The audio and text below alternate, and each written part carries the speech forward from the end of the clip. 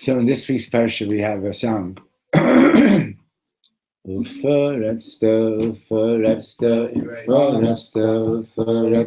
Yamava Kedma, Tefena Vaneva. Ufaratsta, Yamava Kedma, Tefena Vaneva. Oh, Farasta Yamava Kedma, oh, Farasta Tefena Vaneva.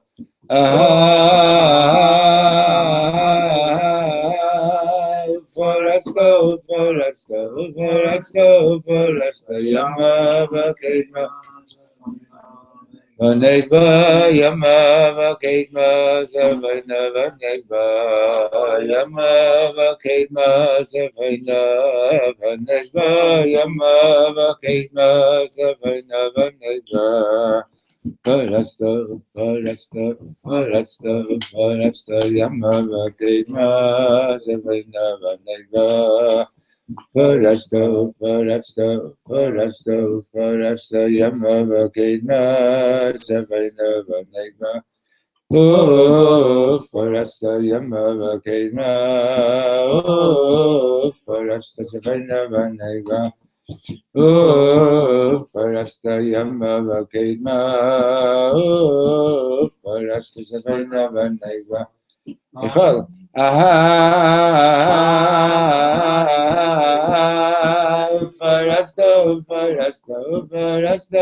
Foresta, Yamava Kedma, Zavina, Vanegba, Yamava Kedma. I never negba, Yamava Kedma, Zavina, Vanegba, Yamava Kedma, Zavina, Vanegba. Yaakov Avinu did the right thing when he left Israel. Nowhere does it say your life is amazing. You should leave. He went looking for a wife and didn't find her. That you're allowed to do. As soon as he had fulfilled what he went to do, he came back. Sure. So I agree with what he did. Is that what the song means?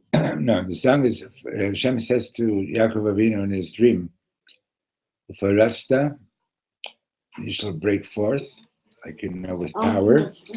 Ufarasta, Yama Vakedma, to the west and to the east, Tzafon Vanegba, and to the north and to the south. So that became like Chabad, that's a Chabad song.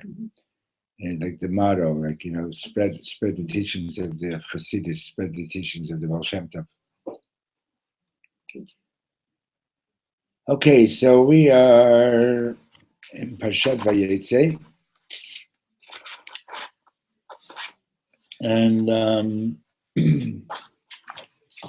we were learning about the conscious and the supraconscious, right? So the last thing we said was that Hashem gives parents the ability to know what's special about each of their children, because they're connected to that unique feature of each child, whereas they cannot do the same with other people. We're on page 207.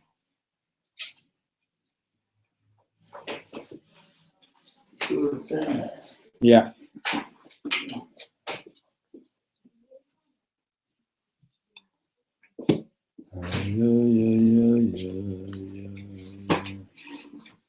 Lo Shaya.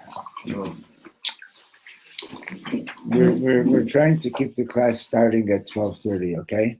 So whoever needs a little bit of ziruz to be here for 12:30, please, okay? Thank you for your Gemara. So, היכן באים החלקים הלא מודעים, page 207, third line. היכן באים החלקים הלא מודעים שלי לידי ביטוי כשאני לומד תורה? Where does my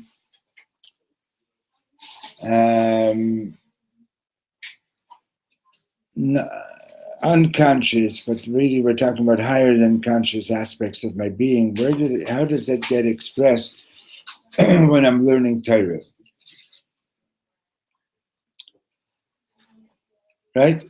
Yesh Torah shebichtav v'Torah shebal peh. There's a written Torah and an oral Torah. Torah shebichtav zeheh avur kulam. The written Torah is identical for everybody, right? It's the same words for everybody. Ki elu heim hamilim shenitnu b'Har Sinai, because the written Torah are the words that were given at Mount Sinai. HaTorah shebal peh hi ma sheyehudi yachol litzor mitocho. The oral Torah, what is Torah shebal peh, is what a Yid is able to come up with, create from within the written Torah. HaTorah hi kol kach elyona. The Torah is so high, so supernal. Shani yachol lilmod nosei שעסקו בו בלי הרף מאז משה רבנו. I can learn a subject that the Jewish people have been learning without interruption since Moshe Rabbeinu. ולזכות פתאום לחדש דברים שלא שמעתם אוזן מעולם. שלא שמעתם אוזן מעולם. And I can have this force, I can have the merit of coming up with an insight that no one ever heard before. It's pretty amazing, after thousands of years of people studying the Torah, that we're coming up with new insights all the time. That's right? true for every human being. Every Jew can come up with an insight, not just on it. If they want to. So, Torah, right? אמנם גם תורה זו ניתנה באופן נסתר למשה רבנו בהר סיני, though it's true that this Torah, the oral Torah, was also given to Moshe Rabbeinu at Mount Sinai in some kind of a concealed way, אבל היא ממש שלי, but it's really mine. In other words, it's true. Whenever you come up with a new insight, it was already given. It was already given to Moshe Rabbeinu on Mount Sinai, but nobody ever heard it yet. You're the first one to, so it's really yours. Himofia derech hapesheli, it's manifesting through my mouth. Ani hu zeh shezocher lahorid ota leolam. I am the one who merits to bring it down to the world.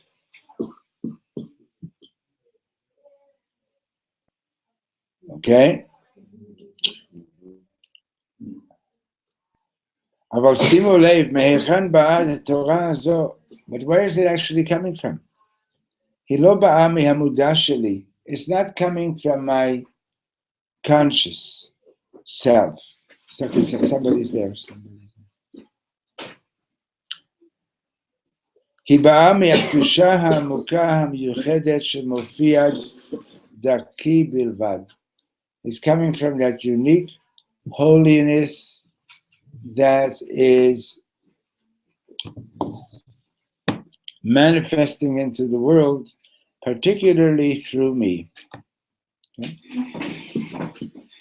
Right? And he gives an example. What can I get you? So I'm just need to go. You need to cup the cup over here. You don't have to go away. I need to just release it. Okay.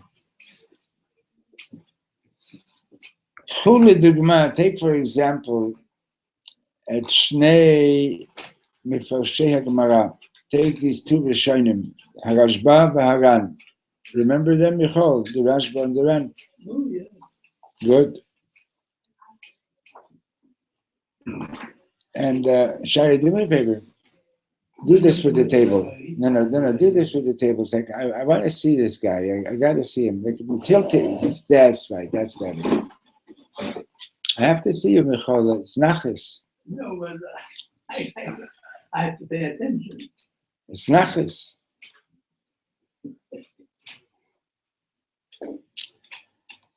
Okay, so take for example the Rashba and the Ram, two great Rishonim. לפעמים הם אומרים אותו הדבר במילים שונות. Sometimes they're saying the same thing in different words. כל מילה היא כל כך עמוקה שאפשר להתפעל עד אין קץ. And each word, we're in the end of the second line of that paragraph. Each word is so deep that you can really be like super astounded by it infinitely.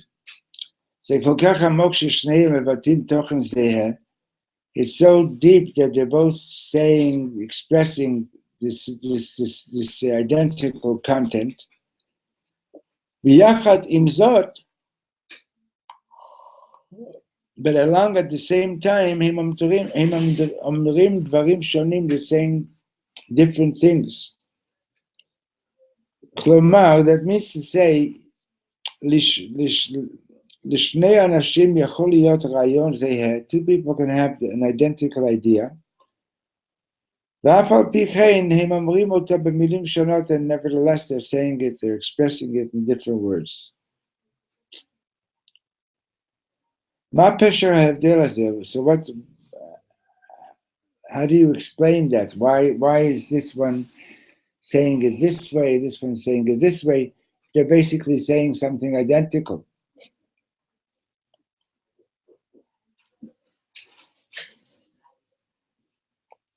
Okay? Can you just tell me where we are? I don't know. Yes. It's Okay. oh, Shalom Aleichem. Long time no see. I actually thought about you today or last night. I'm not sure. Well, guess what? We moved. So we're in Old Kataman. Nice. So finally came Baruch through. Hashem. Thanks. It's 207. Thank you.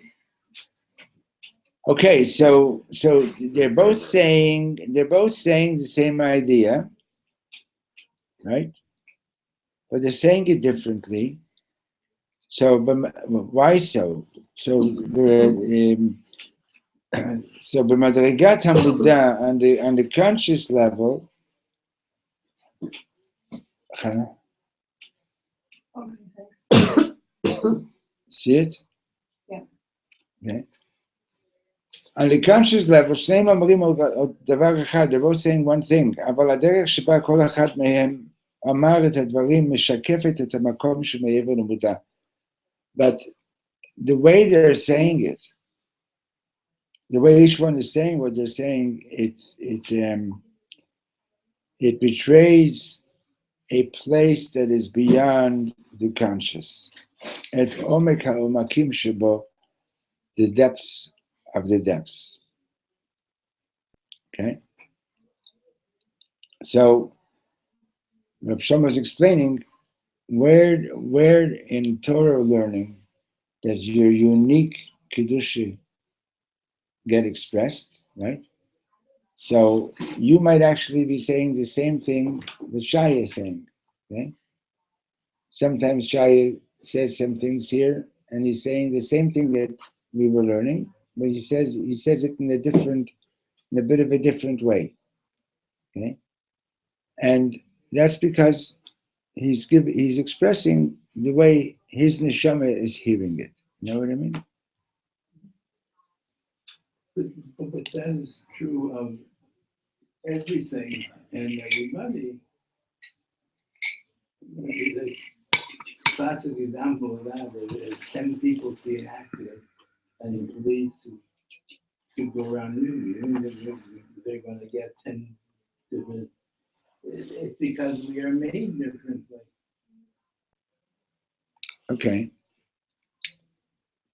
But now we're talking more specifically about Torah, and so when it comes to Torah, it's Hashem's Torah, right? And it's not just,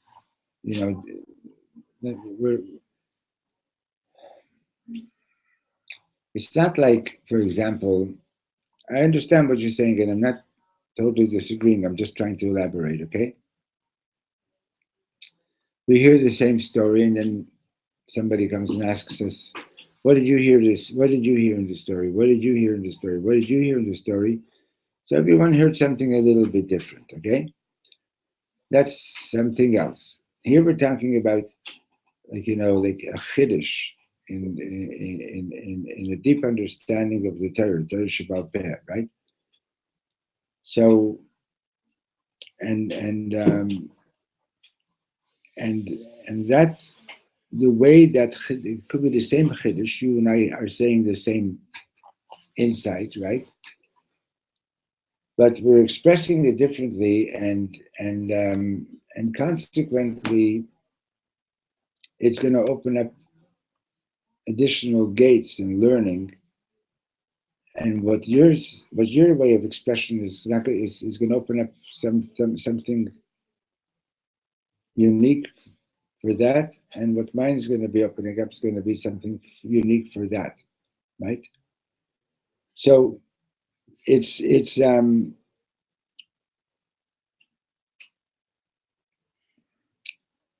thought that Reb Shlomo was going to give a different example, okay? He once told us about how sometimes they would spend a couple of weeks on a few words of the Talmud trying to figure them out. Okay? And they exhausted every possible commentary, every commentary that has ever been written on it, and so on. And they went through it again and again and again, and they still had questions, and they still couldn't figure out something about it, about that passage. And then, like after 3 days or 3 weeks or whatever it was of working, trying to figure it out, excuse me, and they reached a point where they just couldn't think of anything else to say, and then all of a sudden, this flash of insight appears, right?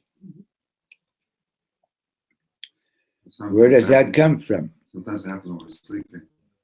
Sometimes, rarely, but yes. So where does that come from? You understand? That comes from a higher consciousness, from something beyond the rational consciousness, right? He didn't get the door.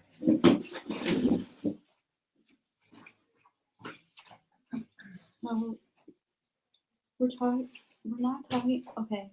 So somebody has a nuance, like a way of saying something. Oh, sorry, repeat. Somebody has what? Somebody has like a way of saying something that's different than somebody else. So it's not a completely different chiddush, but the way that they like approach Is unique. the chiddush is unique. It's like saying, oh, like basically like the way to like win, or like the way to achieve like your ultimate self, right? Like somebody will say you're like winning the game, but then somebody else will say like that wouldn't be the words they would choose because it's not like their kind of thing, and they would say something like this is like the ultimate. Yeah. Was there no one at the door? There's no one at the door. My imagination. I wasn't sure I heard something either. So did you let my imagination in, or you let it out? I let your imagination in. Okay. The person I didn't say. You said that this is the Shem's Torah, and it seems to me that you're saying something else that I imagine you to say that I didn't hear words your mouth say. But between the words, you're saying that this is the Shem's Torah, but it's also our Torah. Yeah. That's exactly Torah, what Shlomo said. It's the Torah of each individual. And each person can have many Torahs on a particular word. I could come and have a new insight each time I look at it. I can read it 100 times, and 101st time I'll understand it. And where does that come from? That's the point over here is we know that. The point is, where does that come from? And that comes from not from the conscious mind, you understand? I'll give you an example. Yocheved, do you know what iambic pentameter is? Well, some type of poetry. Yeah. So, excuse me 1 second. It is. It's in poetry. It's about like the way the nature. the meter of the poem. Yeah. So when I was in grade 6 is when we were first being exposed to poetry. Okay? And how did the teacher teach poetry? So she was teaching us about a iambic pentameter. And it was sort of like trying to show the beat in the poem, right? But that's not poetry. That's not what poetry is about. Okay? Now, when did I first really get a sense of poetry?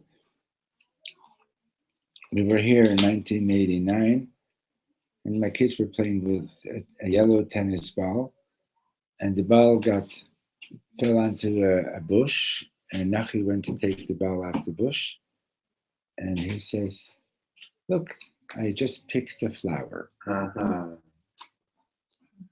Okay. And that was the first time I said, "Ah, that's poetry." Okay, right?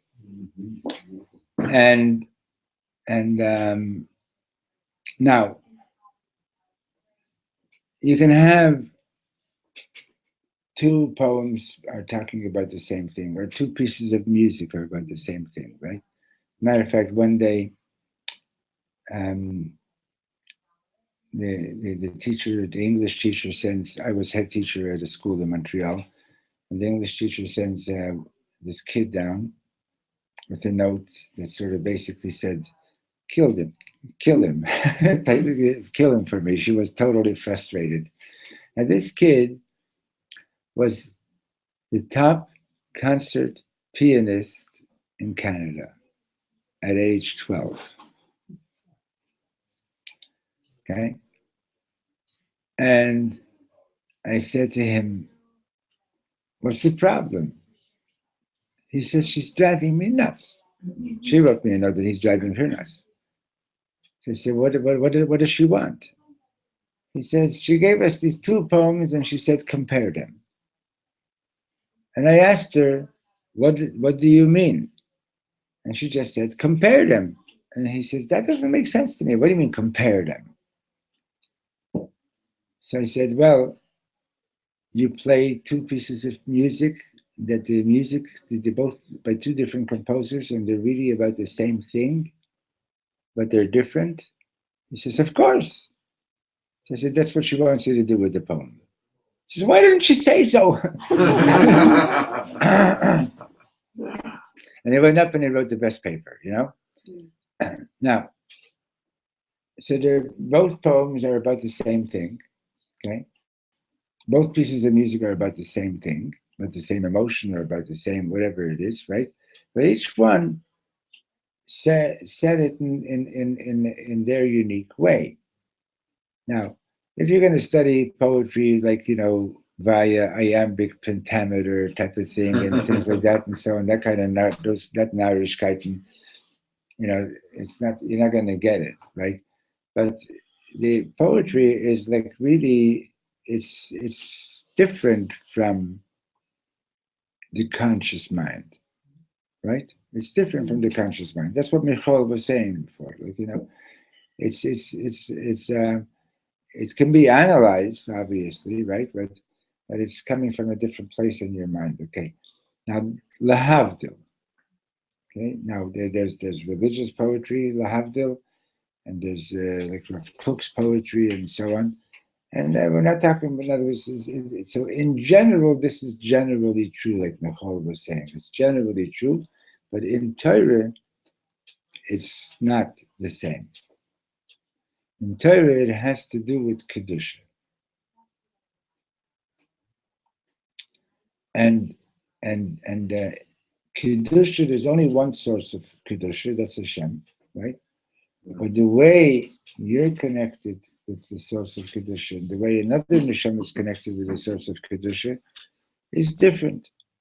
Even the way you're connected today could be different from the way you're connected tomorrow, and or the day before. Understand? and so when you come out with a chiddush, like when you come out with a new insight or a particular way of understanding it, it's good morning. Nicole has a message for you for later. We'll give it to you later.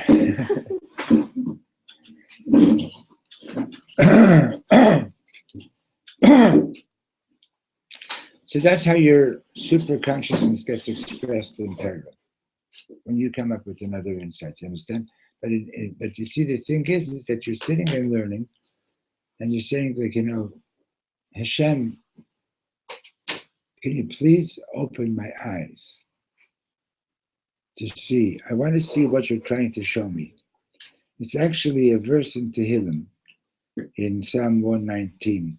Gal einai, open my eyes, ve'abita niflaot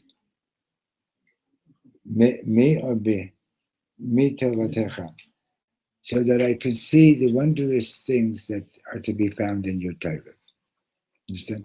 So it doesn't come just from, in other words, you have to have a certain, I guess, a certain intelligence or whatever it is and so on, but it's very, very much related to your connection with Kedusha, like Hashem. I want to see. I want to know what you're trying to tell me, and it's very different. Like try it. You'll see. You learn. I know that you learn. I've experienced it in Talmud. Yeah, but you learn, and even when you open up a chumash or whatever it is, like you might be learning the same pasuk already for 55 years or 155 years. It doesn't matter, right? And we just approach it with Rebbeinu Shalom, what are you telling me today? Right? And to listen to it. And you'll be amazed. Okay? I have a friend, Zev, he's a drummer, and when he became about Shuv and he started learning, he lives here now. Baruch Hashem, he's married, has 3 children. So back in Montreal, so he started learning Chumash and Rashi. And he was having insights. Now he's a very special guy, very intuitive guy, and this and that and so on. It's all true. But he was having insights in learning Chumash and Rashi, that learned people who had been learning Chumash Rashi for over 30 years would look at it like, oh, I never noticed that. And that was happening every week. Because when he would sit down to learn, he was wanting to know, Hashem, what are you trying to teach me? This is what I went to Rebbetzin Nachlas's Shloshim. Must have been hundreds and thousands of people. There was. And the basis of the whole night was really the Emunah, and how Rebbetzin Nachlas, she used to speak to Hashem all the time and exactly just ask him what it is. But that's what I found for myself, was the Emunah. And, yeah. And it puts one into another world. Absolutely. Even on a certain level, for example, just the fact that it's we are the people who are sitting here now and learning together. You understand?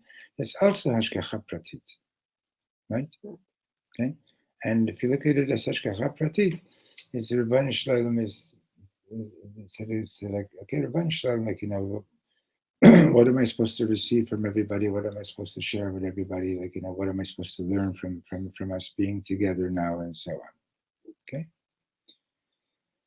Okay. So, im mishu mevakesh memcha, third last paragraph, on 207. Im mishu mevakesh memcha mashu davar mitoch hamudah shelcha. If somebody asks you for something,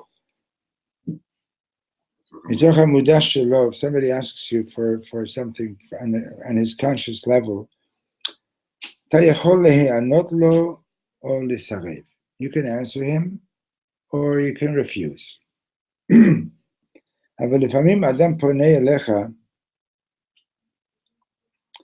But sometimes a person turns to you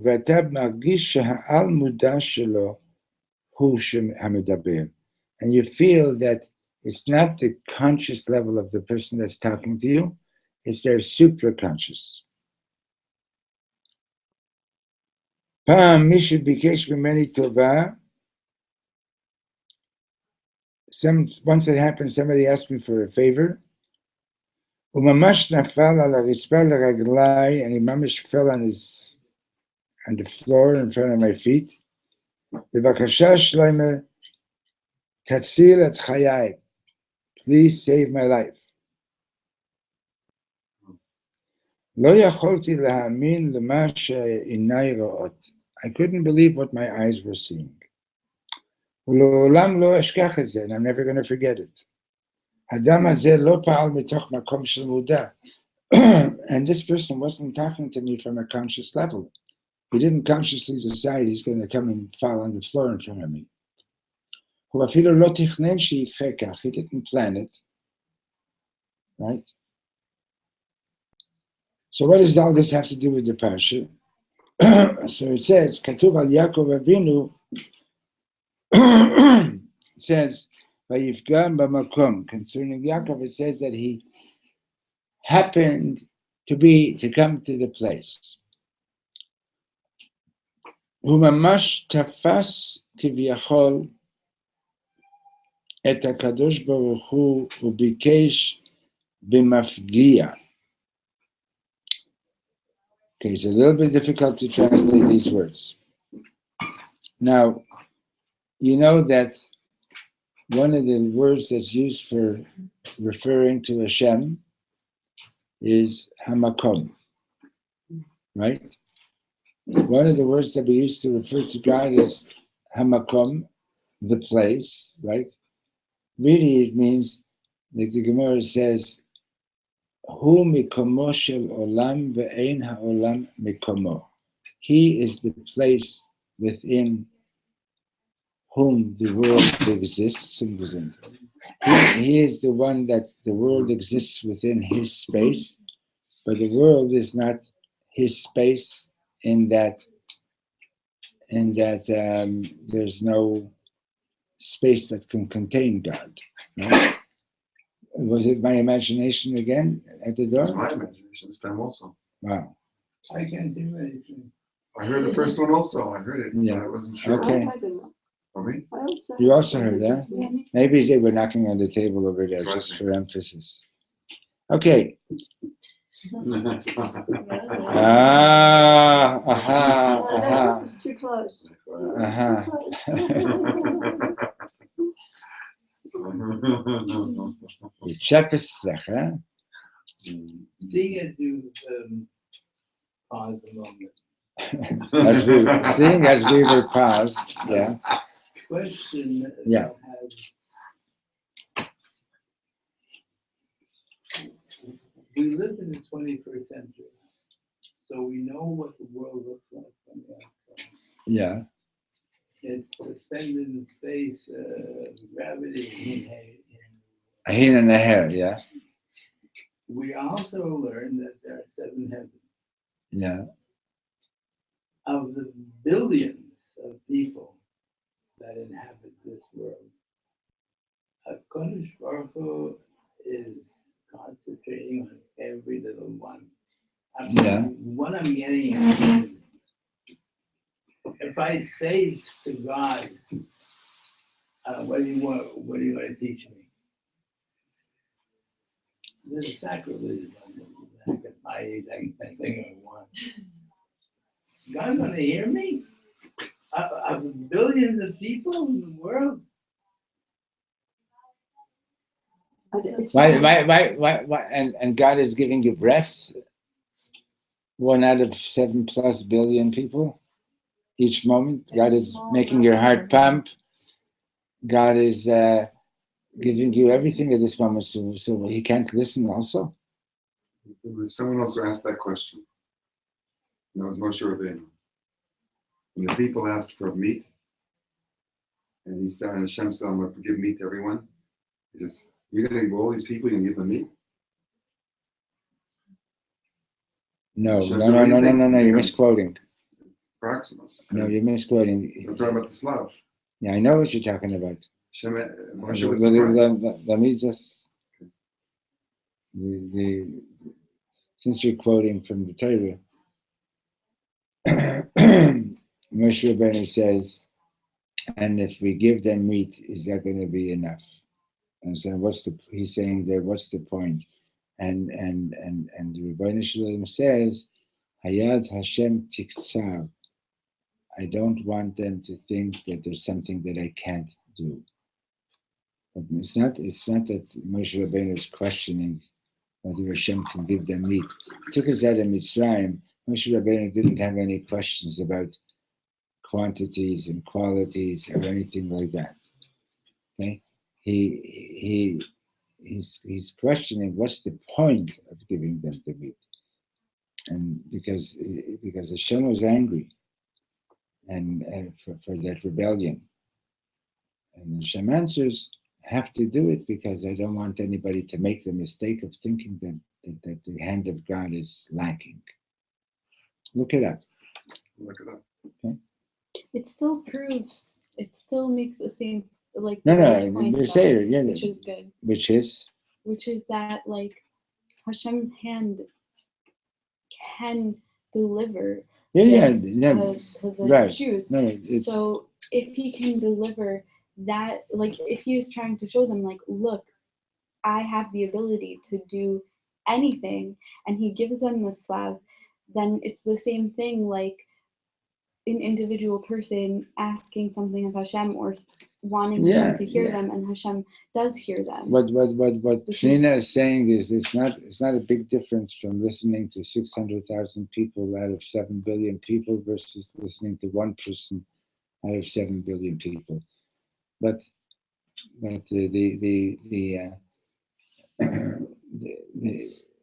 like I mentioned last week, the Tzemach Tzedek explains that to believe that there's a God, to believe that there's a creator, it's pretty obvious. Once in grade 5, a kid said to me, my brat, you talk about God as if it's like a fact that God exists. Can you, like, how do you know that God exists? And another kid, before I could even say anything, another kid said, you can't prove it, it's just obvious. Great line. It's just obvious. You're like, Mr. Darwin, you're going to explain to me how come the cells in my finger that have this exact same genetic code as the cells in my nose, you're going to tell me that it's just by chance that these became a finger and these became a nose? It's absurd. There's wisdom. And we don't even we as much as we know today, it's garnished compared to what there is to know. Who ever heard of? Did your grandmother know that one day we're going to have machines that can count a millionth of a second? And we do. It's not something we never had in the past, but we do now. Okay, it's just mind-boggling. Okay, so that Hashem can do this, and that Hashem, the Creator, does this, etc. That's not a huge chiddush. We should go give a kickback to that.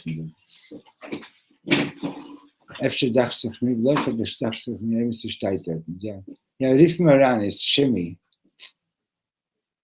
What are you speaking? Well, it's in Muncie. Because Okay, Moshe, always go back to your mother tongue. Because sometimes I can Never my mother tongue. My mother tongue is English. But your mother's tongue was not English. Yeah. Anyway, so the Tzemach Tzedek explains that to believe that there's a creator, when the Torah tells, when we have a mitzvah believing in God, it's not belief that there's a creator. Anybody with a shtickle seichel, with a little bit of intelligence, knows there has to be. Believing in Hashem is to believe that the infinite God who is so beyond world, is equally present in the world, just like he is beyond, no less so. Okay? You're right. So let's get back to the point over here. So now we were talking about Bamakom. We were talking about he came to the place, right? So now Hamakom, we say it in the davening, and some people sing it. Hamakom Yerachem Aleim. You familiar with that? I don't remember how the tune goes. It's in the Yehir after Torah reading, right? Hamakom Yerachem Aleim. Right? So the one who is all space, right? And beyond space. So Vayivga Bamakom, he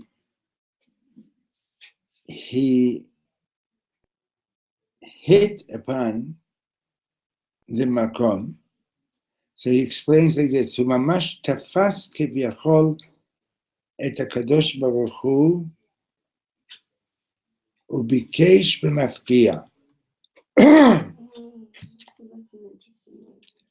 So he, We were learning that was like a violent kind of well, word. the word pigua means an attack. Yeah, a terrorist attack, as we use the word pigua. Yeah. So it's a very powerful word. It's not necessarily violent, but it's very intense. Okay. So vayivga ze haya dibur pnimi v'nogea hu naga b'Hashem. So the word vayivga means he spoke from within himself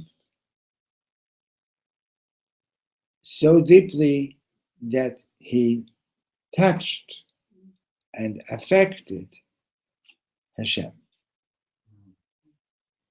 Okay. What do you mean by that?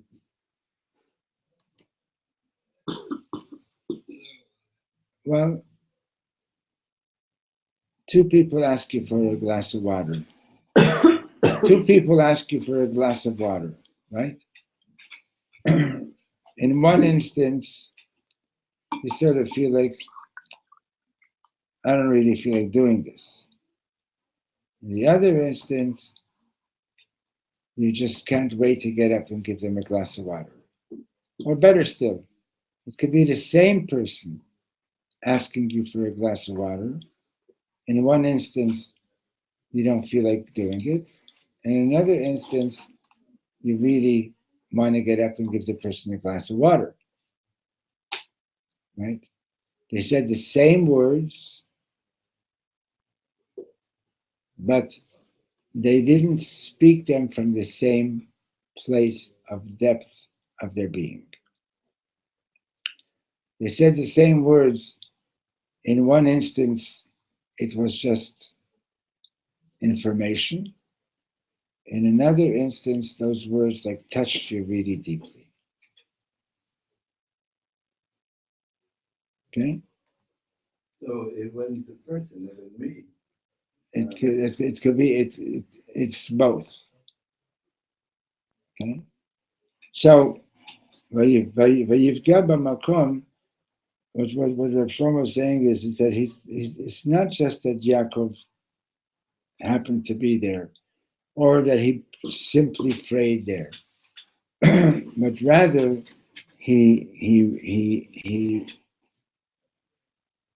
it was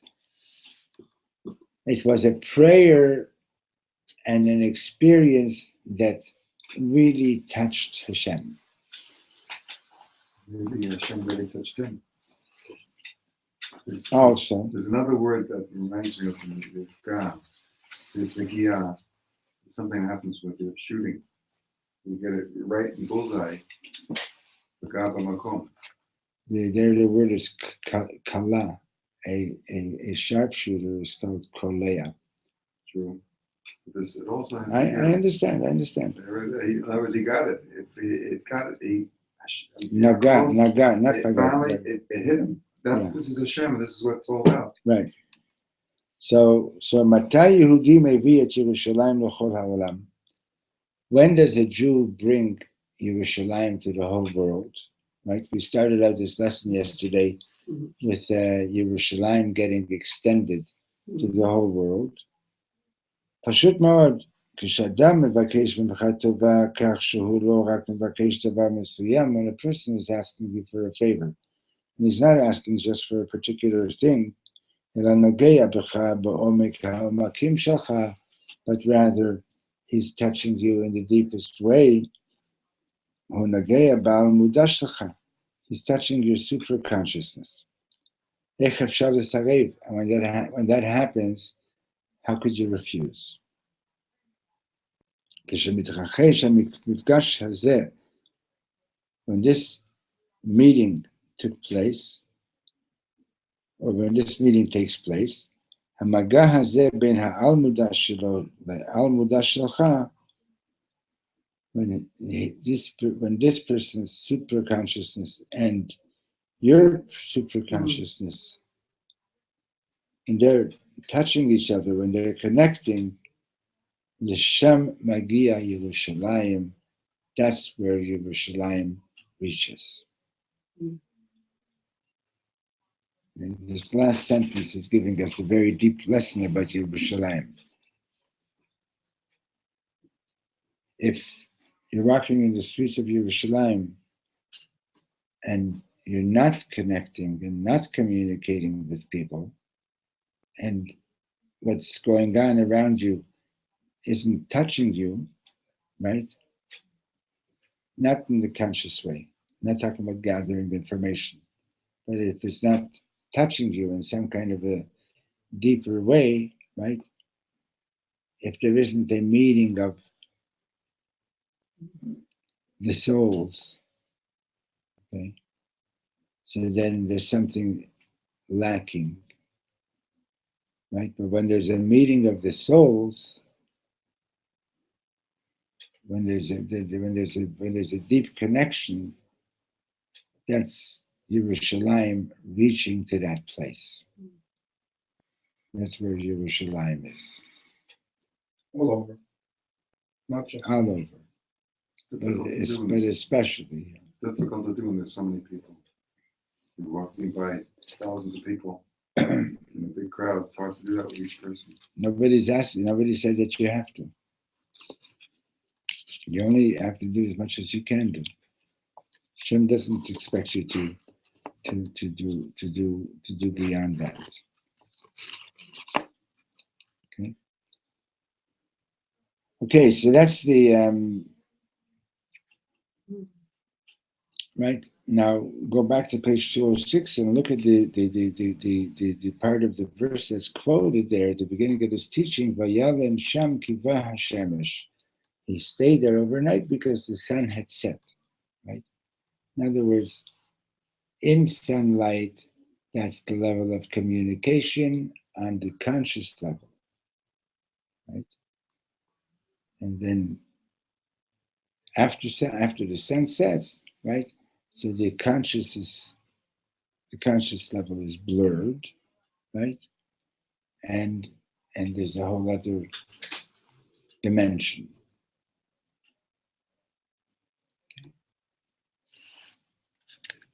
So, just go to page 208 for 1 minute. Mariv. Nicole, you ever said the newspaper called Mariv? And what about Yediot Achronot? Also.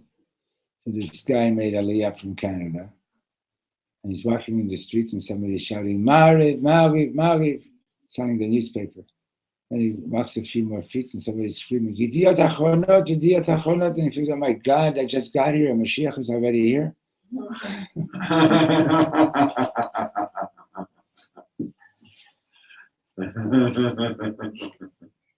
Okay. Anyway, so Vayivga b'makom, and the words Vayivga b'makom, so the rabbis tell us that Yaakov tikein tfilat arvit. Yaakov is the one who established, the one who taught us the daven Mariv. Avram taught us about Shachris, Yitzchak about Mincha, And Yaakov Avinu is the one who established Marav. Um, Yes. will it continue?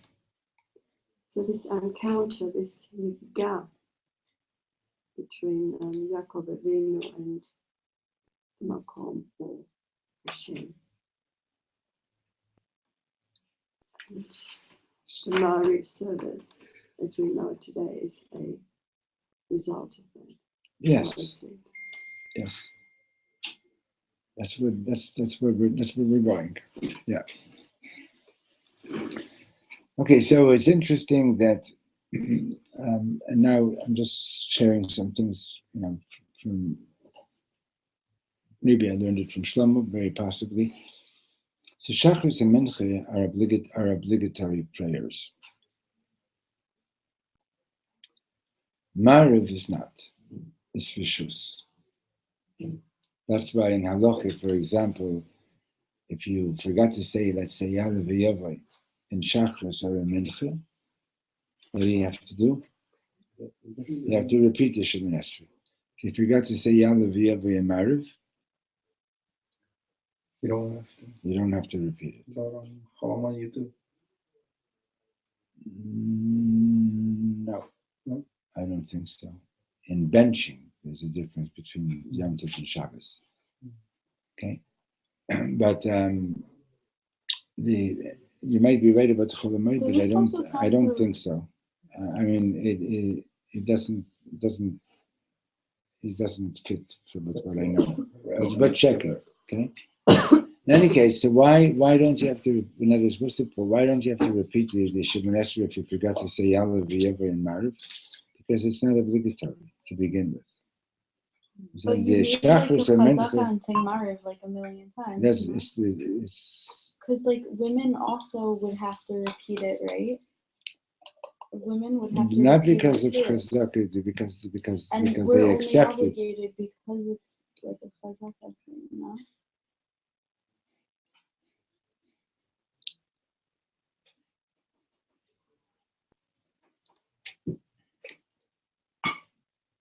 I hear what you're saying. No, I hear what you're saying. Okay, and I can see it like like as a shtickle pilpul, like something like that. You know what I mean? Like, and but it's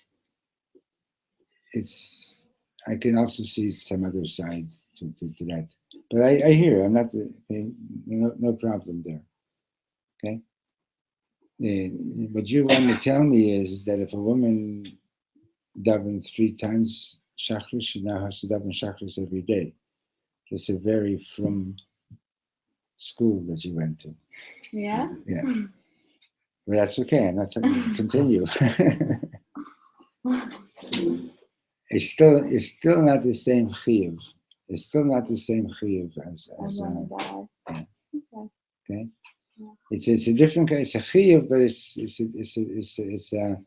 if like for example in Hatarat Nedarim, when you're saying Hataras Nedarim on Erev Rosh Hashanah, so you say that even 1 minute of learning is good too.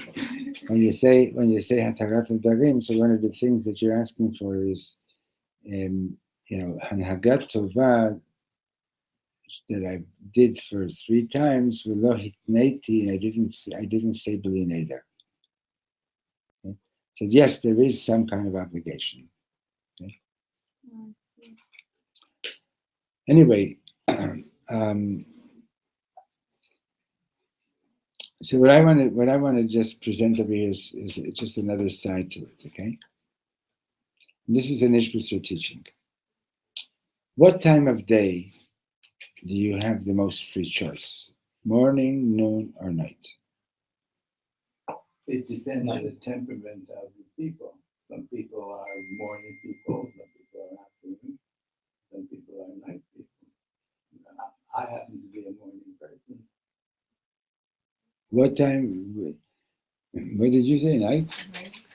You said at night? Free choice. Let's say, for example, you're going to sleep at night and you decide that tomorrow I'm going to do this and this, and like I'm going to change and improve this behavior, I'm going to improve that, and so on. What time of day do you have most free choice to implement that? In the morning, because you didn't do anything yet. Okay, and your neshama was just now returned to your body. Okay, you haven't done anything wrong yet. You haven't said any. You haven't opened up the radio. You didn't open up your email yet. You didn't do anything yet. You understand? So you can go in whatever direction you want. Right? Midday, you're already probably back in your old routines, and you don't have that much free choice. But you still have some free choice. At night, at the end of the day, you have when you've already spent most of the day doing whatever you were going to be doing, you have the least free choice. Okay. So the idea of Shachris and Mincha being obligatory, okay, in a certain sense, only in a certain sense. The fact that it's obligatory, that means that Hashem is giving you the energy. If Hashem is obligating you to do something, it also means that Hashem is giving you the energy to do it. Okay? If you're doing something that you're not obliged to do, you have to use your own resources much more so. Okay? The word for Yaakov davening here is Vayifga b'makom. Right? And he's mitaken tfilat arvit. In other words, and we were learning already a few times today and yesterday that the word Vayifga is a very intense word. Right? It's a very intense word. And it's what's basically saying is that in order to daven Maariv, it's almost entirely dependent on you because it's not obligatory. Right? When something is obligatory, it's like Hashem saying, like the Torah is saying, here you have to do this, and you're also getting the energy to do it. Right? Maariv, you don't have to do it. So if you're going to do it properly, it's going to take a lot more of your energy to do it properly than Shachris or Mincha because you're doing it pretty much on your own. So the idea is, relating back to the question about free choice, at the end of the day is when you have the least free choice because you just spent another day doing what you normally do and very unlikely that you made any major decisions and so on, any major changes. And so the night before you went to sleep and you said, tomorrow I'm going to do I'm going to do these different things. Comes to the end of the day and take a look and make an honest accounting. How much did I actually do? Did I accomplish? And so on and so on. And never sometimes the answer is, maybe not only did I not make any progress, I might have even taken a few steps back, God forbid. So is the day totally gone and wasted? And the answer is obviously No. not. They have me all figured out next door when I ask a question. Like, they know that they're not supposed to give the obvious answer. So now I'm going to trick them. I'm going to ask them questions where the answer is the obvious answer. Anyway, so obviously, so like the day is over, but it's not really over. You can still redeem it. And that's the whole thing about Kriyat Shema Alamita. Or marriage. But it's going to take a lot more energy to do it than Shachris or Mincha. because now you got to fix what you missed, rather than making decisions for what's available and for what's at hand right now. Okay, so that's one of the lessons of that, that the why such a strong word that's like vayifga is being used instead of, like, for example, by Avram Avinu, we learned that the word by, when he davened, it says, vayamod, and amidah means prayer, right? Vayitzchak is vayitze Yitzchak lasuach basadeh. He went out to speak in the fields. That's the word that's used for his prayer. But for Yaakov, the word that's being used is vayifga. Very intense, very deep. Could hurt. Hmm? Could hurt also. Could hurt. It could be so hard that it could hurt. Pogea means to hurt someone also. And hurt whom? If you have to work so hard, it hurts. Okay, so the message for tomorrow is, please, everyone, can you try to be here for 12:30? When you're coming. I mean, if you're going to come late, come anyway, but try to be here for 12:30. Okay. So, sure.